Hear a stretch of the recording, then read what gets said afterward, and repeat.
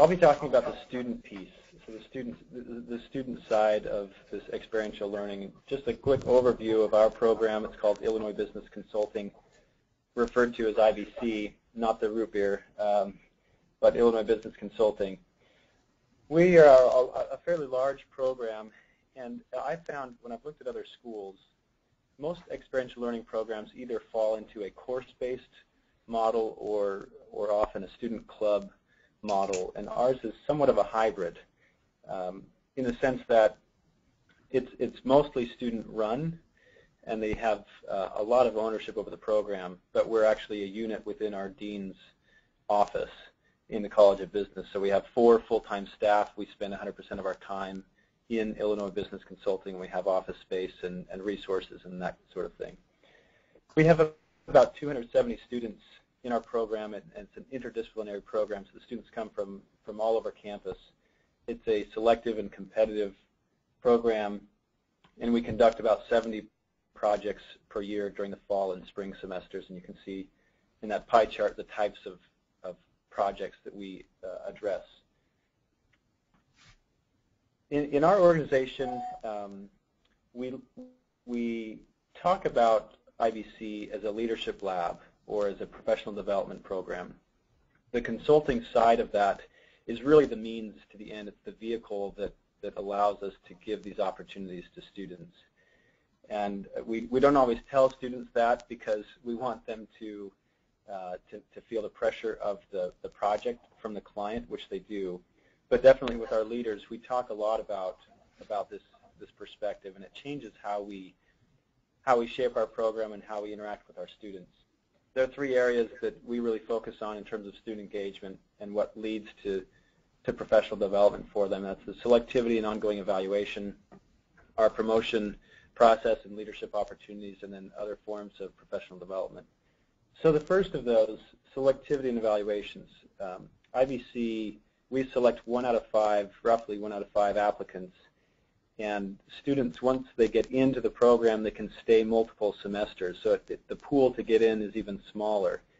And so we receive roughly 900 applications a year, and interestingly enough, the process of getting into IBC is through, it's kind of a 3-step process, and our student leaders facilitate all of that. As an example, in our fall semester we had somewhere over 500 applicants, and our leadership team of 12 or 13 students, they conducted 400 interviews in the course of about 10 days.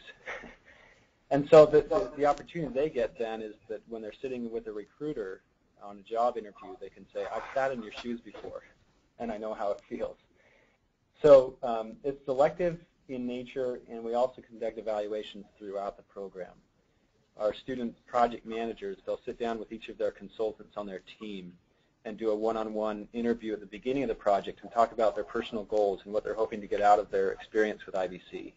And then we do more formal evaluations like you see on the slide. And the students have actually developed these rubrics and evaluation criteria. And so for the person being evaluated, it forces them obviously to think about where they're at and where they want to be. And then it forces the evaluator, gives them the opportunity to have that experience of evaluating someone. In our case, what is sometimes ironic is that the project manager evaluating the consultant may be a sophomore in engineering evaluating an MBA student with 5 years of work experience. And the dynamic makes it especially interesting and I think applicable to the real world. We're structured like a consulting firm, and our promotion process follows that structure. And what this does is gives the students the incentives to perform well and then obviously have leadership opportunities as they go along.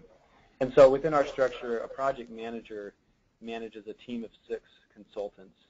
A senior manager manages 3 project managers, kind of a train-the-trainer type of a role. And so they're involved with the project and the client, and they especially wear the hat of coach and mentor for their project managers.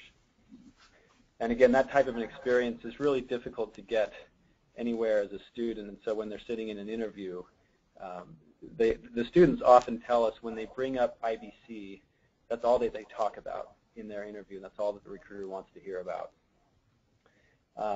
I can share a couple experiences that I think the structure has allowed to happen. At the beginning of one semester, we usually have each beginning of the semester we have a kickoff night, and it's a big event in a big auditorium, and we'll have speakers and so on, and we track attendance on who comes. And one senior manager noticed that one of the consultants had not showed up to that meeting. This was an undergraduate, and the consultant who had not showed up was an MBA student with some work experience behind him. And the undergraduate manager sent an email, and it wasn't intended to be harsh, but it came across as a little bit arrogant and forceful, asking why they had not come and do they really want to stay in IBC. And this was the first night of the program. And I saw these emails start to fly, and I was copied in the middle, and it provided a great opportunity for us to talk about leadership and communication. We had another experience where a project manager was literally on the verge of a nervous breakdown. The pressure of the project, he said that his parents were worried about his health, his grades were failing, and he was having a really rough time, and his senior manager took him out to eat or grab a drink and had a one-on-one conversation. They came and talked to me and made a couple changes, and through that process he came out of his next team meeting floating and incredibly happy with what was happening and what had changed on the team. And this is an experience that is hard to replicate, and also it'll be hard for him to forget. We also provide other forms of professional development. So we do lunch and learns with alumni or staff. We do faculty training on specific content that might be critical for a project. We do boot camps. We've started a leadership academy. We'll take our project managers through the Franklin Covey 7 Habits of Highly Effective People course. And we bring in alumni as guest speakers and guests at our lunches, and we do forums where our project managers can talk to each other and share their experiences. And all of this, again, is aimed at that end goal, the end mission of developing the student, and the project is the means to that end. We have tried to measure the impact that we're making, and one thing we found as we did a study is that our students, this was a study of our undergrad students, on average their starting salary is higher than their peers here on our campus. It's also higher than the national average. And we also found, looking at some of our alumni, that they get promoted faster in their jobs than their peers. And we thought that was an especially exciting indicator of the success of the program. That's our goal, is to help students get jobs, but especially to do well in those jobs. And as you can see in this quote, this was one of our students that his manager was open enough to tell him that the primary reason for hiring him was because of his experience in IBC. And we just hear dozens and dozens of this anecdotal evidence that we're delivering on the mission, and that's where we try and stay focused, is that student development piece. So that covers it for my area, and we have, I think, a minute or two for questions.